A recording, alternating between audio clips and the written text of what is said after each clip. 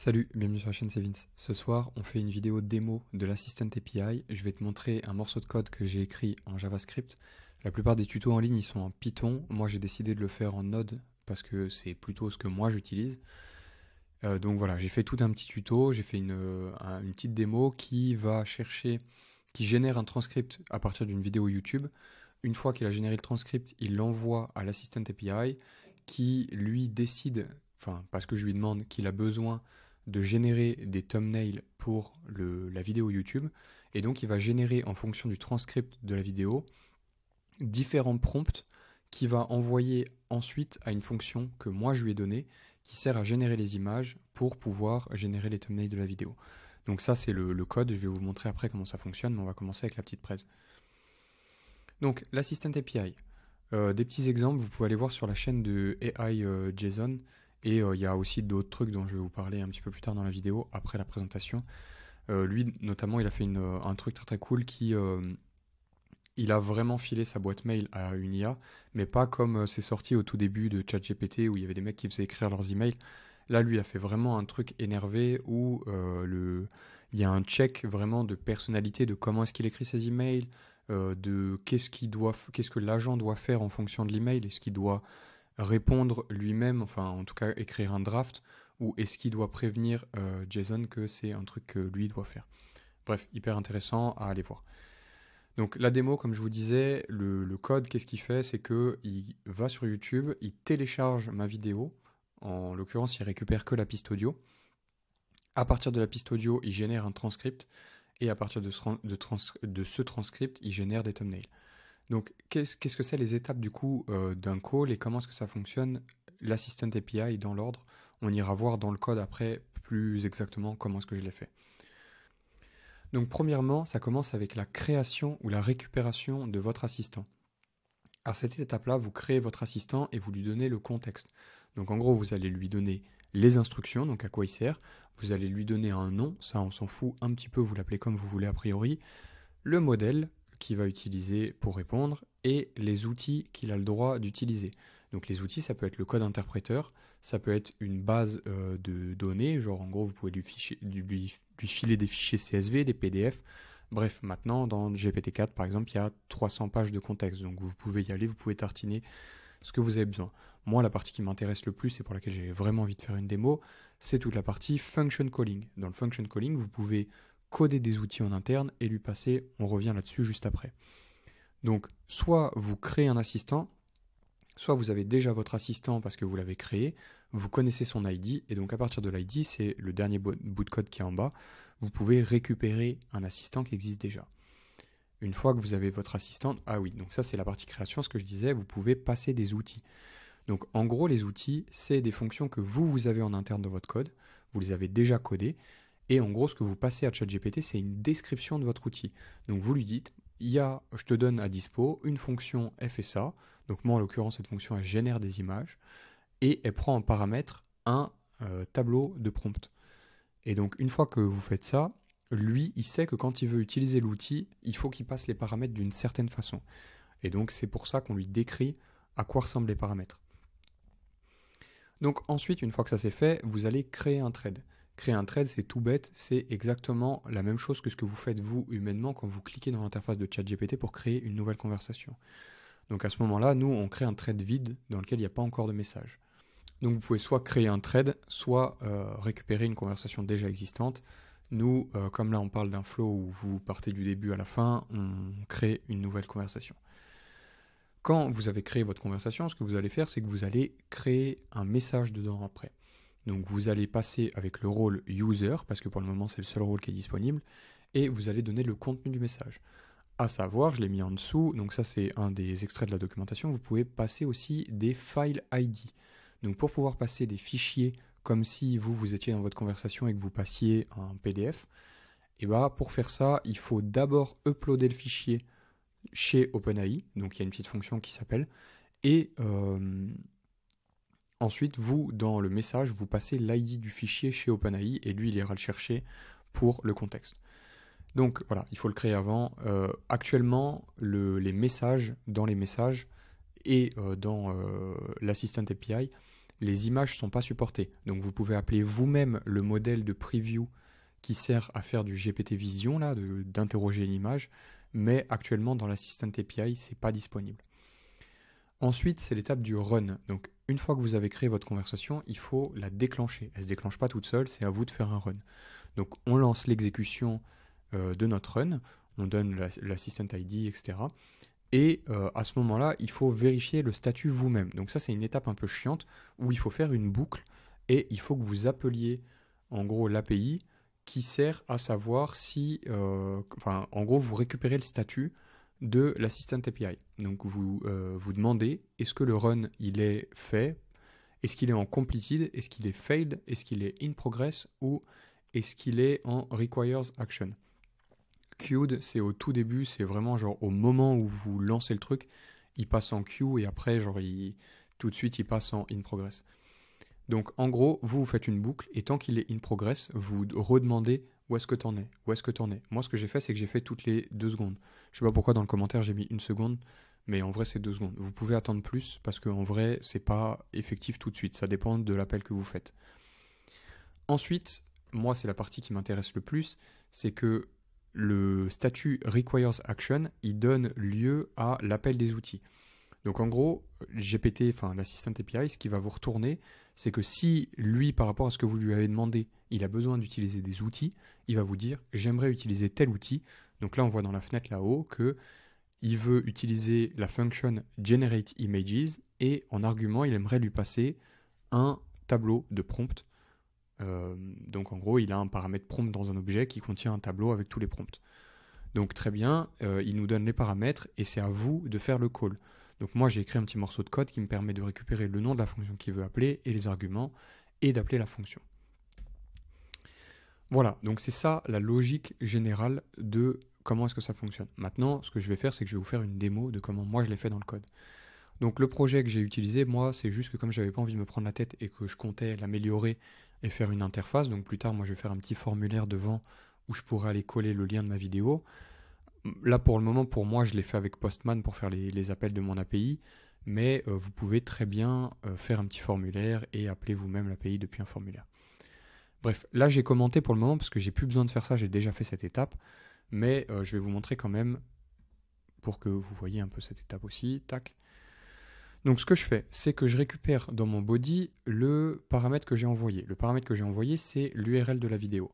À partir de cette URL de vidéo, ce que je fais, donc ça c'est pas la partie Assistant API, ça c'est une partie normale, il n'y a vraiment rien d'anormal là-dedans. Donc j'utilise une petite librairie qui s'appelle YouTube DL et je vais chercher la vidéo avec le lien. Donc je récupère un petit fichier MP3 que pour le moment je stocke dans mon dossier public. C'est pas du tout une bonne pratique, faites pas ça en production, c'est juste moi en attendant pour faire mes tests. Donc là je stocke mon fichier et ce que je fais c'est qu'après j'appelle dans l'API d'OpenAI leur truc Whisper. Whisper ça sert à faire des transcriptions. Donc en gros je lui donne ma vidéo, j'appelle Whisper avec la vidéo et je lui dis stocke-moi le transcript. Une fois que ça c'est fait, je stocke le transcript ici. Donc on voit que j'ai un fichier transcription.txt. Donc là, une fois que ça c'est fait, je vais recommencer ça. J'ai déjà mon fichier de transcript, c'est pour ça que j'en ai pas besoin là actuellement. Une fois que ça c'est fait, moi, comme je vous disais, je crée mon assistant. Donc moi, ici, la phase de création de l'assistant, elle est ici. Donc là, je vais décommenter ça juste pour vous montrer. Hop. Donc là, ici, je crée mon assistant. Donc on a bien le OpenAI Beta Assistant Create. Et je lui dis que c'est un expert en création de thumbnail et que je vais lui donner un script et que en gros il va devoir qu'il va devoir me filer des images et qu'il peut appeler la fonction de generate images pour pouvoir générer les images avec les différentes idées. Donc cette fonction là, je lui donne la signature. Donc cette fonction là, en gros, c'est moi qui l'ai, elle existe dans mon code. C'est comme ça que le function calling ça marche. Vous avez vos outils ici que vous passez. Et moi, en l'occurrence, je lui passe des functions. Celle-ci, elle me sert vraiment à rien puisque en vrai, je ne l'appelle pas pour le moment. Mais voilà. Ici, j'ai fait un petit fichier, un autre fichier qui contient une fonction qui s'appelle Generate Images. Cette fonction-là, ce qu'elle fait, c'est qu'elle appelle DALL-E 3 et elle a besoin d'un tableau qui contient des prompts. Donc moi, ce tableau de prompts, ce que je fais, c'est que je boucle dessus et pour chaque itération de la boucle, j'appelle DALL-E 3 et je lui demande de générer l'image, et après je récupère l'URL et je renvoie toutes les URL. Donc ce que j'ai fait, c'est que je lui ai dit, bah voilà, écoute, moi, tu as à disposition une fonction, cette fonction-là, elle prend un tableau, ici on voit prompt array, et c'est un array qui contient les différents prompts pour générer les images. Et dedans, les items, c'est des chaînes de caractères. Donc là, il y a une erreur dans mon code, c'est qu'il y a un required address, mais il n'y a jamais eu besoin d'adresse. Donc ça c'est bizarre d'ailleurs, parce qu'il a réussi à le faire alors qu'il y avait un mauvais paramètre required. Bon, on s'en fout, c'est pas important, mais il faudra que je le corrige parce que c'est quand même une erreur. Donc ici, une fois que ça c'est fait, moi maintenant, au lieu... Donc ça, vous n'avez pas besoin de le faire quand c'est la première fois que vous lancez le code. Moi ici, je fais un retrieve de mon assistant parce que je ne vais pas le recréer à chaque fois, ça me coûterait plus cher de recréer mon assistant. Une fois que vous l'avez déjà créé, vous pouvez à la place le récupérer.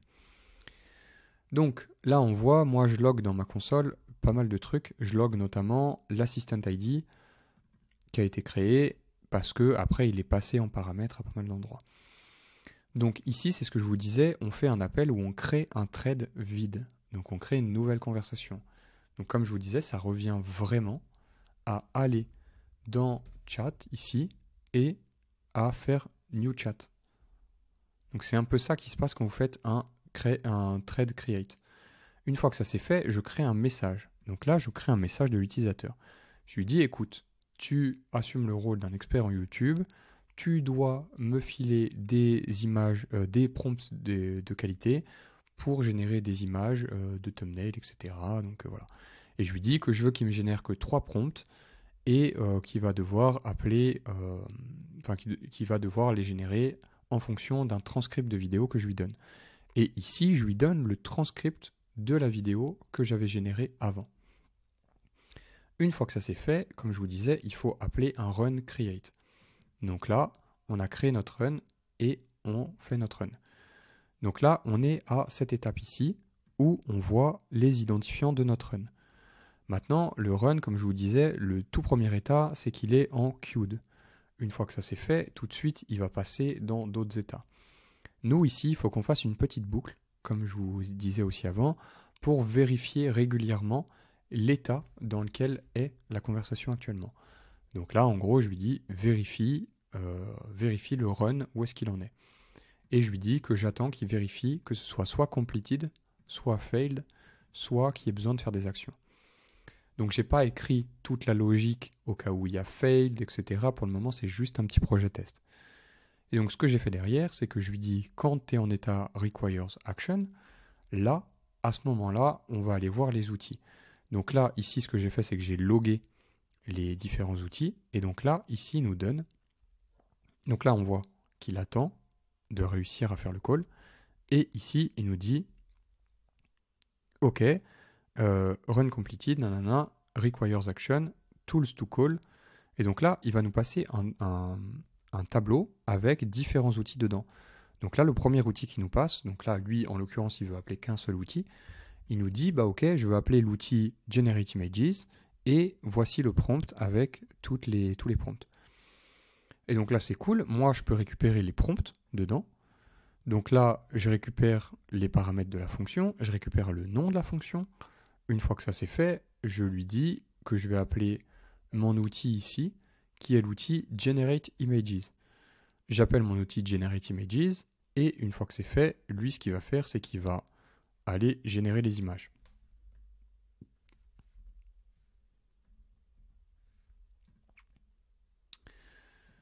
Une fois qu'il a fini de générer ces images, il me renvoie un tableau avec les différentes images. Moi, maintenant, ce que je veux, c'est ces images-là, je veux les télécharger dans mon projet ou les afficher à mon utilisateur. Bref, j'ai besoin de ces images.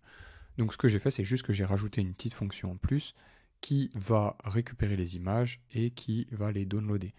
Donc, en gros, je lui passe où est-ce que je veux les stocker et je lui passe le tableau des images. Et ça, c'est juste un petit utilitaire de merde qui va sauvegarder mes images ici. Et donc là, on voit que pour le script que je lui ai passé, il a généré ça, ça et ça. Parce que c'était une vidéo qui parlait d'astuces avec WordPress, etc. pour utiliser des free kits, machin.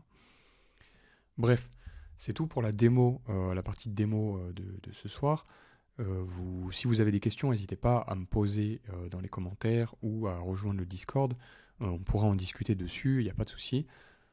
Dites-moi aussi si vous voulez en voir plus. Moi, en tout cas, j'ai très très envie de continuer à m'amuser avec ce genre d'outil parce que c'est ultra puissant et vous pouvez aller super loin. D'ailleurs, en parlant de ça, au niveau des ressources que je vous conseille d'aller consulter si vous voulez commencer à vous y intéresser, il y a il y a 2 vidéos de Hubble Labs, c'est en 2 parties ici, et elle explique comment est-ce qu'elle fait le truc, donc, mais c'est en Python. Donc ça vous donnera la logique, mais effectivement c'est en Python, c'est pas forcément ce que vous voulez. Derrière, vous avez la chaîne de AI Jason qui parle quand même pas mal de ce qui est possible de faire, et lui, il montre des trucs qu'il a fait qui sont très très cool. Notamment, comme je disais, il avait fait un outil qui permet de trier sa boîte mail. Je vous recommande fortement d'aller voir la vidéo parce qu'elle est hyper intéressante, et ici il montre une des particularités, c'est que du coup il a réussi à créer Il a créé 2 bases de données grâce à l'IA. Il a créé une première base de données qui est des faits par rapport à lui et comment est-ce qu'il agit, comment est-ce qu'il répond, etc. Et des exemples de réponses qu'il ferait à un mail en particulier. Donc lui, ça lui permet de décrire plus précisément ce qu'il veut faire, et derrière, il a fait tout un système de logique, donc des fonctions, ça va être fait par des fonctions, qui vont checker si elles doivent écrire le mail en draft, si elles doivent envoyer le truc à Jason pour que lui, il réponde parce que ça lui va pas. Bref, il a aussi une fonction qui sert à identifier les sujets des mails. Donc, est-ce que c'est du consulting? Est-ce que c'est pour une demande de sponsor? Est-ce que c'est une question? Est-ce que c'est autre chose? Bref, en gros, il catégorise avant. Donc ça, pareil, c'est des outils que vous pouvez coder. Genre, vous pouvez très bien considérer un outil catégoriseur de mail. Et donc, ChatGPT, quand vous lui passez un mail, il va appeler l'outil catégoriseur de mail en premier pour pouvoir catégoriser le mail. Une fois que vous avez fait ça, vous lui renvoyez la catégorisation, et lui, à partir du résultat, il va vous dire bah, maintenant il faut appeler tel outil. Donc c'est lui qui décide de quel outil il faut appeler en fonction de l'avancée de la conversation. Donc ça, vous pouvez aller voir pour cet exemple-là, très très cool. Ce qui est très très cool surtout, c'est qu'il a donné en référence ce gars-là que moi j'ai été voir, Jason Liu, qui parle de comment utiliser Pydantic en Python pour générer tous les schémas hyper moches là que vous avez vus. Tout ce truc-là, les schémas de fonctions, c'est un petit peu pourri à écrire et il n'y a pas vraiment de vérification au niveau des types et tout, ça fonctionne assez mal. Donc plutôt que de galérer avec ces trucs de merde, lui, ce qu'il fait, c'est qu'il utilise une librairie qui s'appelle Pydantic qui lui permet d'écrire les schémas aussi vite que ça, en gros. Age, int, name, machin. Bref, à aller voir, cette conférence, elle est hyper intéressante, je l'ai regardée en entier. Très bonne ressource pour l'Assistant API. Voilà, ça c'était d'autres exemples de trucs qu'on peut imaginer faire. Par exemple, lui il fait des analyses avec Vision, et après on pourrait très bien imaginer d'appeler Amazon pour aller acheter des vêtements, ou je sais pas quelle boutique de vêtements, Uniqlo, et faire des propositions en fonction des recommandations de vêtements, etc. On pourrait même demander à ChatGPT d'acheter les vêtements pour nous directement si on valide.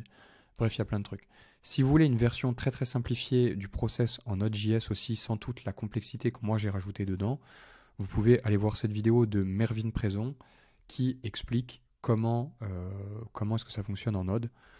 Maintenant, ce que je vous recommande de faire surtout, c'est d'aller dans la documentation et d'aller voir comment c'est fait. Vous pouvez passer les exemples de code de Python à Node.js. Donc ça, c'est à vous de le faire, c'est hyper simple. Allez voir, faites-vous plaisir. La documentation est plutôt bien faite, donc vous pouvez voir les différents paramètres, comment ça fonctionne et tout. Donc voilà, je crois que c'est à peu près tout ce que j'avais à vous montrer. Honnêtement, je pense que ce que je vais faire, c'est que je vais essayer de construire un site. Alors peut-être que je m'avance et que je ne vais pas réussir à faire ça, mais ce que je pense que je vais faire, c'est que je vais construire un site, et au fur et à mesure que je crée des petits outils, je vais les mettre à disposition, et je ferai peut-être un petit abonnement, genre à 10-15 balles, j'en sais rien, en fonction des outils et de l'utilité, pour pouvoir utiliser les différents outils.